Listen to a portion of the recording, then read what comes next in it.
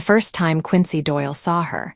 She was helping a clown make balloon animals, and he thought she might be the most beautiful woman he had ever seen. She wore a simple sundress, her dark hair pulled into a messy ponytail, laughing as she twisted a balloon into what was supposed to be a giraffe, but looked more like a snake with legs. His 5-year-old nephew Tyler didn't seem to mind the anatomical inaccuracy as he bounced with delight. "Uncle Q. Look what the nice lady made me." Tyler came running over, the balloon creation bobbing above his head. Quincy ruffled his nephew's hair. "That's awesome, buddy. Did you say thank you?" "Yes. She said her name is Miss Violet and she knows magic tricks too." "Magic tricks, huh?" Quincy glanced back at the woman Violet, who was now kneeling beside another child, her face animated as she listened intently to whatever the little girl was telling her. Quincy's sister Megan appeared at his side, balancing a plate of untouched cake. "Who are you staring at?" She followed his gaze and grinned. "Ah, I see. That's Tyler's friend Jake's aunt. She just showed up with the clown. Apparently she hired him as a surprise. The kids are going crazy for it. She just hired a clown last minute? And a bouncy castle." Megan nodded toward the inflatable structure that definitely hadn't been part of her original backyard birthday plans. "Said it was no big deal when I thanked her. Must be nice, right?"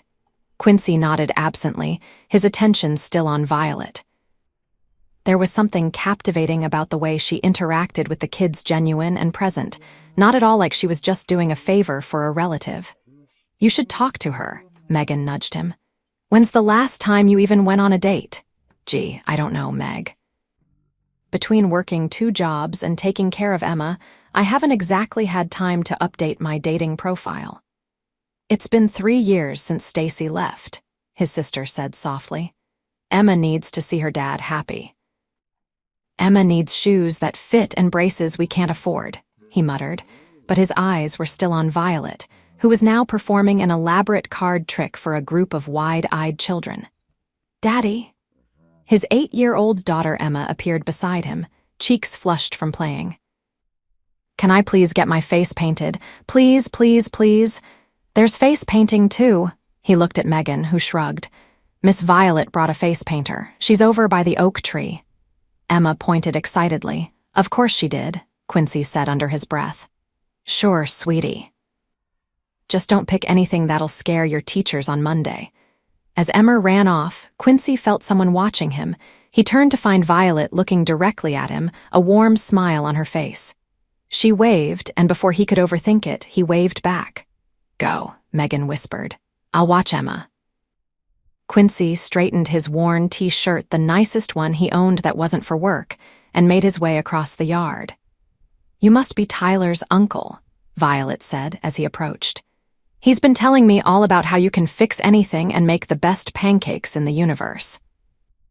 "That might be a slight exaggeration," Quincy smiled, extending his hand. "I'm Quincy Doyle, and you're the magical Miss Violet, I hear." "Just Violet Peterson," she replied, her handshake firm. "The magic is all smoke and mirrors, I promise, but don't tell the kids. Your secret's safe with me." "Tyler mentioned you're Jake's aunt." "Yes, my sister's son, though I travel so much for work that I'm more like the mysterious relative who shows up with presents and sugar. The best kind of relative, according to most kids." He glanced around at the elaborate party additions. "This is all pretty amazing. You really pulled out all the stops." Violet shrugged. "Kids only turn 6 once, and honestly, I missed his last 2 birthdays, so I'm making up for lost time." "Well, you've made quite the impression. My daughter Emma is getting her face painted as we speak." "I've never seen her so excited." "Which one is yours?" Violet asked, scanning the yard. "Over there." Quincy pointed to where Emma sat patiently while the artist painted a galaxy design on her cheek. "The one who's probably asking for extra glitter." "She's beautiful," Violet said softly. "She has your smile." Quincy felt a warmth spread through his chest that had nothing to do with the summer heat. "Thanks. She's the best thing that ever happened to me." They fell into easy conversation, interrupted occasionally by children needing balloon animals untangled or magic tricks explained. Quincy found himself laughing more than he had in months. There was something refreshingly straightforward about Violet, no pretense, no agenda. "So what do you do when you're not rescuing children's parties?" he asked as they helped themselves to lemonade. "Consulting, mostly. Different companies, different problems." She seemed to hesitate. "It keeps me busy. How about you?" "I'm a mechanic at Peterson Auto during the week, and I pick up handyman jobs on weekends." He gestured to his calloused hands with a self-deprecating smile. "Not as exciting as jet-setting consulting, but it keeps a roof over our heads." "Sounds like you're good with your hands," Violet said, then immediately blushed. "I mean, with fixing things, that's a valuable skill." "I've always been able to figure out how things work," Quincy admitted. "Cars, appliances, people are a bit trickier." "I find that to be universally true," she agreed, looking at him with genuine interest. "Even for consultants." The party wound down as afternoon turned to evening. Quincy found himself helping Violet load leftover party supplies into her car, a modest Honda that surprised him given her apparent generosity. "I would have pegged you for something sportier," he commented. "Like a minivan?" she teased. "This gets the job done." "I'm pretty practical about some things," says the woman who brought a bouncy castle, clown, and face painter to a 6-year-old's birthday party. "Taché." Her laugh was genuine, lighting up her face in a way that made his heart skip. As they closed the trunk, their hands brushed. Quincy felt an electric jolt at the contact and found himself wondering when he'd become such a cliché. "Well," Violet said, tucking a strand of hair behind her ear, "it was really nice meeting you, Quincy." "You too." He hesitated, then decided to take his sister's advice for once. "Would you maybe want to get coffee sometime, or dinner? Or anything, really?" He winced at his awkwardness. Violet's smile widened. "I'd like that very much. Let me give you my number." As they exchanged phones to input their contact information, Emma came bounding over, her face paint slightly smudged but still impressive. "Daddy, look, I'm the whole universe." "You sure are, kiddo," Quincy said, lifting her up despite knowing she was getting too big for that. "What do you think of Miss Violet's party additions?" "Best party ever," Emma declared, then looked at Violet seriously. "Thank you for the face paint. I'm going to sleep with it on so it lasts forever." "I'm not sure that's how face paint works," Quincy warned. "Actually," Violet leaned in conspiratorially, "if you whisper stardust 3 times before you go to sleep, it might just last until morning." Emma's eyes widened. "Really? No promises, but it's worth a try." After Violet drove away, Megan appeared at Quincy's side. "So, did you get her number?" He patted his pocket where his phone sat with Violet's contact information. "I did." "Good," Megan nodded approvingly. "Because Tyler just informed me that Miss Violet is his new best friend and she's invited to all future family gatherings." Quincy laughed. "I think I might be okay with that." 3 days later, Quincy was elbow-deep in the engine of a 2010 Toyota when his phone buzzed. Wiping his hands on a shop rag, he checked the message. "Violet, is that coffee offer still open? I'm in town until Friday." His heart raced as he typed back, "Definitely. Tomorrow evening work." Her response came quickly. "Perfect. 7 p.m. at Riverbank Coffee." They arranged to meet at a small cafe near the river, nothing fancy, which suited Quincy fine since his budget was tight after paying Emma's school activity fees that week. The next evening, after dropping Emma off at Megan's for a sleepover with her cousins, Quincy found himself standing outside the cafe 15 minutes early, second-guessing his choice of clothes. He'd changed 3 times before settling on clean jeans and a button-down shirt that Emma had given him for his birthday. Violet arrived precisely on time, looking effortlessly elegant in jeans and a simple blouse. Her smile when she spotted him made his nervousness evaporate.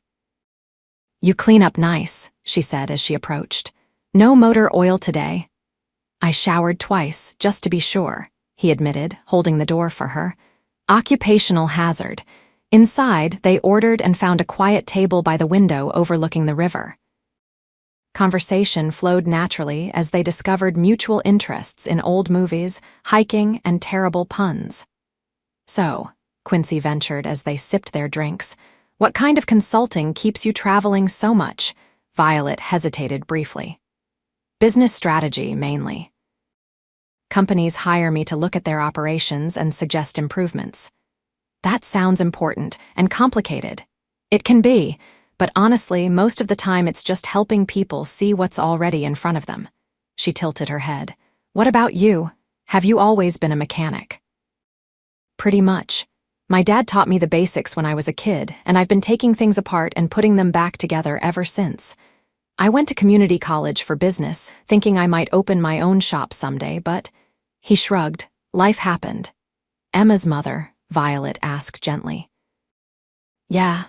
Stacy and I were high school sweethearts. We got married young, had Emma, and then realized we wanted different things. She moved to California 3 years ago for a job opportunity. We share custody on paper, but in reality, Emma sees her maybe twice a year." "That must be hard on both of you." "Emma's resilient, and I try to give her everything she needs." Quincy smiled ruefully. "Though sometimes that means working 60-hour weeks and still coming up short." "Single parenting is tough," Violet said with understanding. "My sister's doing it too with Jake. His dad's in the picture, but not consistently." "Does your sister live nearby?" "About an hour away. I stay with them when I'm in town." Violet seemed to choose her words carefully. "I travel a lot for work, but I've been thinking about settling down more permanently."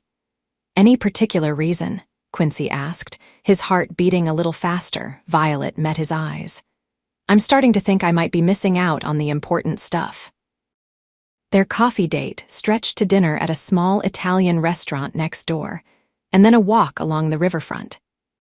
As the sun set, Quincy found himself telling Violet things he hadn't shared with anyone in years: his dreams of opening his own garage, his fears about raising Emma alone, the constant anxiety about money that kept him awake at night.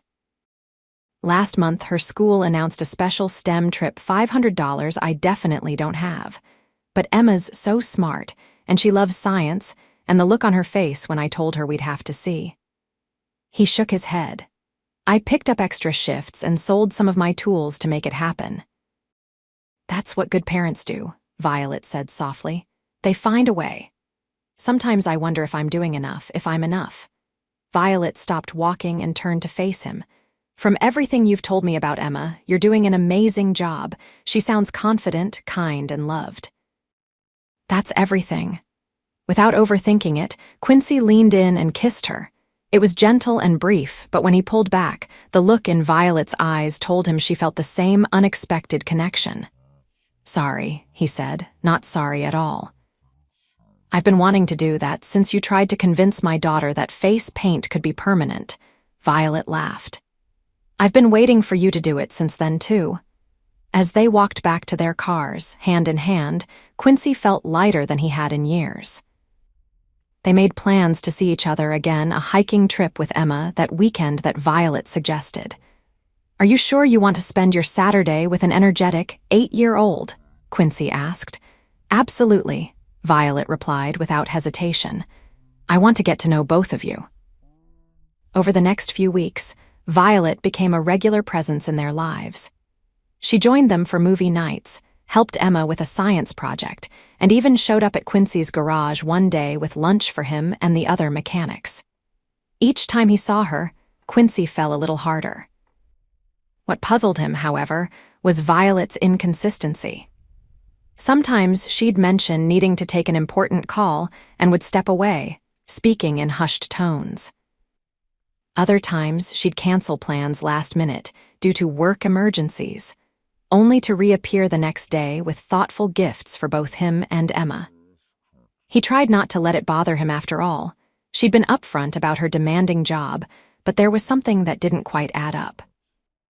One evening, as they prepared dinner together in his small kitchen, Emma asked innocently, "Miss Violet, are you rich?" Quincy nearly dropped the pot he was holding. "Emma, that's not an appropriate question." Violet laughed, though Quincy noticed it didn't quite reach her eyes. "What makes you ask that, Emma?" Because you always bring presents, and you have a fancy watch, and you paid for us to go to the water park, even though Dad said it was too expensive. Quincy felt his face flush with embarrassment. The water park had been a point of contention. He'd initially refused Violet's offer to treat them, his pride getting in the way, but Emma's excitement had eventually won out. "I'm fortunate to have a good job," Violet answered carefully. "And I like spending time with you and your dad. Sharing experiences is more important to me than things." Later, after Emma had gone to bed, Quincy broached the subject. "I'm sorry about Emma's question. I've been teaching her about tact, but she's still working on it." "Don't apologize. Kids are refreshingly direct." Violet sat beside him on the couch, "But I should probably be more direct too." Quincy felt a knot form in his stomach. "What do you mean, my job? It's a bit more than just consulting." She took a deep breath. "I'm the CEO of Peterson Innovations." Quincy stared at her blankly. "The tech company," she added when he didn't respond. Recognition dawned slowly. Peterson Innovations was a major technology firm that had been in the news recently for $1 billion acquisition. "Wait, that Peterson? As in, the Fortune 500 company?" Violet nodded, watching his reaction carefully. "So when you said you do consulting?" "I do for the companies we acquire or partner with." She looked down at her hands. "I didn't intentionally mislead you. It just never seemed like the right time to bring it up." And then the longer I waited, the harder it became. Quincy stood up and paced across the small living room trying to process this information. "So you're not just successful, you're wealthy, yes." Violet's voice was quiet. "Does that change things?" The question hung between them. Did it? Quincy thought about the last few weeks, the genuine connection he'd felt with Violet, the way she fit so seamlessly into their lives, how Emma lit up around her. But he also thought about the world she must inhabit, one of board meetings and business-class flights and vacation homes so far removed from his reality of overtime shifts and coupon clipping. "I don't know," he answered honestly. "It's a lot to take in." "I understand." Violet stood up, gathering her purse. "Maybe I should go, give you some time to think." He didn't stop her. As the door closed behind her, Quincy sank back onto the couch, his mind racing. He was falling in love with a woman who could probably buy his entire apartment building without blinking. The next morning, Quincy woke to a text from Violet. "Can we talk?" "Coffee at my sister's place." He debated not responding. It would be easier to end things now before he got in any deeper, before Emma got too attached. Before the inevitable moment when Violet realized their worlds were too different to merge. But then he remembered the way she looked at him, not with pity or charity, but with genuine affection. The way she listened when he talked about his dreams for the garage. The way she treated Emma as a person, not just a kid. He texted back, "Send me the address." An hour later, he pulled up to a modest suburban house, nothing like the mansion he'd half expected. Violet answered the door immediately, as if she'd been waiting by it. "Thank you for coming," she said, leading him to a sunny kitchen where coffee was already waiting. "Jake and my sister are at soccer practice, so we have the place to ourselves." Quincy took the offered mug but didn't drink. "Why didn't you tell me?" "At first, I was just enjoying being seen as a normal person. Usually when people find out who I am, everything changes." She met his gaze steadily. "Then I got to know you, and I was afraid you'd look at me differently or think I was showing off or trying to buy affection." "I would never think that," Quincy said, realizing as he said it that it was true. "I know that now, but I've had relationships end when people discovered the truth. Either they couldn't handle the lifestyle differences, or they were too interested in what I could provide rather than who I am." Quincy thought about the small gifts she'd given him, practical things like a set of premium socket wrenches for the garage, or the educational coding toy for Emma that had sparked her interest in computers. Never flashy, always thoughtful. "I get why you were cautious," he said slowly. "But relationships need honesty to work." "You're right. And I want this to work, Quincy." Her voice was earnest. These past weeks with you and Emma have been the happiest I've had in years. When I'm with you, I feel like myself, not the CEO, not the heiress, just Violet." "And who is Violet, really?" he asked, finally taking a sip of his coffee. She smiled, some of the tension leaving her shoulders. "Someone who loves old movies and hiking, who can't cook to save her life but makes a mean cup of coffee. Who's built a successful company but still gets nervous talking to handsome mechanics at children's birthday parties." Quincy felt the corners of his mouth tugging upward despite himself. "Handsome, huh? Fishing for compliments now." Her eyes sparkled with the teasing familiarity he'd grown to love. "Maybe I just need reassurance that you see me the real me, not just some charity case." Violet's expression sobered. "Is that what you think, that I see you as a project?" "No," he admitted after a moment. "But I need to know that it's real. That we can build something together despite coming from different worlds." "Money complicates things," Violet acknowledged, "but it doesn't define who we are or what we feel for each other. I care about you, Quincy, and Emma. Not because I can help, but because you make me happy." "You make us happy too," he said softly. "Emma hasn't stopped talking about the coding game you got her. She says she's going to be a computer scientist now. She's brilliant. She could do anything she sets her mind to." They talked for hours, openly and honestly. Violet explained more about her company, how she'd built it from a small startup to an industry leader. Quincy shared his dreams of opening his own garage specializing in classic car restoration. By the time they'd emptied the coffee pot, something fundamental had shifted between them. "I have a proposition," Violet said as they stood in the driveway beside his truck. "My company is launching a new apprenticeship program for promising mechanics. Full training, competitive salary, with a path to management for those interested in the business side." Quincy narrowed his eyes. "Did you just make that up?" "No," she laughed. "It's been in development for months. We need skilled people to work on our prototype vehicles." "But I wasn't going to mention it because I didn't want you to think that you were trying to rescue me." "Exactly, but it's a legitimate opportunity, and you're exactly the kind of talented mechanic we're looking for." She stepped closer. "You'd be doing me a favor, actually. Finding qualified people has been a nightmare." "I'll think about it," he promised, though the prospect of stable hours and better pay for doing what he loved was almost too good to resist. "That's all I ask." She stood on tiptoe to kiss him. "And maybe one more thing." "What's that?" "Come to dinner at my place tomorrow. Bring Emma. Let me cook for you both, or attempt to anyway." The next evening, Quincy followed the GPS to an address in an upscale neighborhood overlooking the city. Emma bounced excitedly in the passenger seat, clutching a bouquet of wildflowers she'd insisted on picking for Violet. "Is this really where Miss Violet lives?" she asked as they pulled up to a modern glass and steel home. "Apparently so," Quincy said, trying to mask his own intimidation. But his nervousness disappeared when Violet opened the door wearing an apron covered in what appeared to be pasta sauce, her hair pulled back in the same messy ponytail from the day they'd met. "Fair warning," she said as they entered. "I may have been overambitious with the homemade pasta. We might need to order pizza as backup."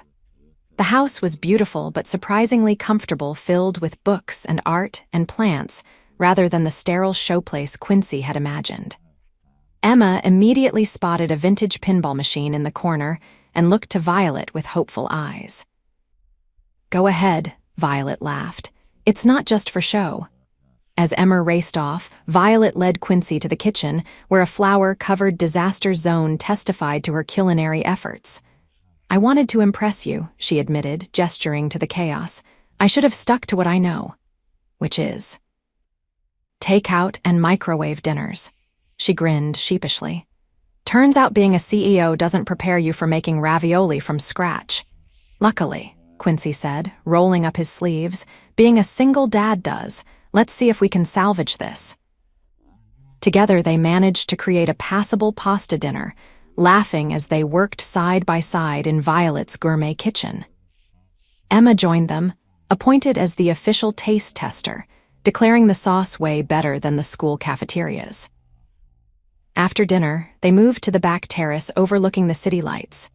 Emma, full of pasta and excitement, fell asleep on a cushioned lounge chair, leaving Quincy and Violet to talk quietly under the stars. "I've been thinking about your job offer," Quincy said, watching the city below.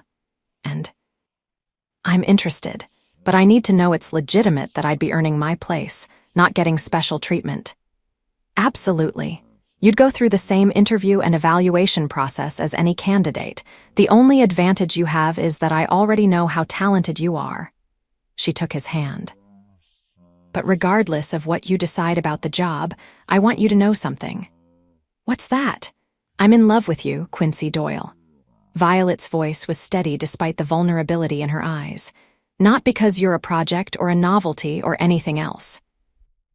I love who you are, your integrity, your dedication to Emma, the way you can look at a broken thing and see exactly how to fix it. I love the life you've built and the father you've become. And if you'll let me, I'd like to be part of that life, however it makes sense for all of us." Quincy felt a weight lift from his shoulders, the burden of doubt and insecurity he'd been carrying. "I love you too," he said simply. "You're nothing like I expected and everything I didn't know I needed." 6 months later, Quincy was supervising a team of mechanics at Peterson Innovations' Advanced Automotive Division, working on electric and hybrid vehicles that combined his love of traditional mechanics with cutting-edge technology. He'd earned the respect of his colleagues through his knowledge and work ethic, and the regular hours meant he was home every evening for dinner with Emma. Violet had kept her promise. Their relationship developed separately from his professional life. She never interfered with his work, and his supervisors treated him like any other employee. Some days were still a challenge as they navigated the intersection of their different worlds, but they faced each obstacle with honesty and compromise. Emma thrived with Violet in her life, developing a passion for both mechanics and computer programming that had her talking about engineering colleges, despite being years away from high school. The three of them had fallen into a comfortable routine of family dinners, weekend adventures, and quiet evenings together. On a crisp autumn day, almost exactly a year after they'd met at Tyler's birthday party, Quincy took Violet hiking along the same riverbank where they'd shared their first kiss. Emma had conspired with him for weeks, helping to plan this moment, and was spending the day with Megan and Tyler. As they reached a scenic overlook, Quincy stopped and took Violet's hands in his. "Do you remember what you said to me when we first started dating?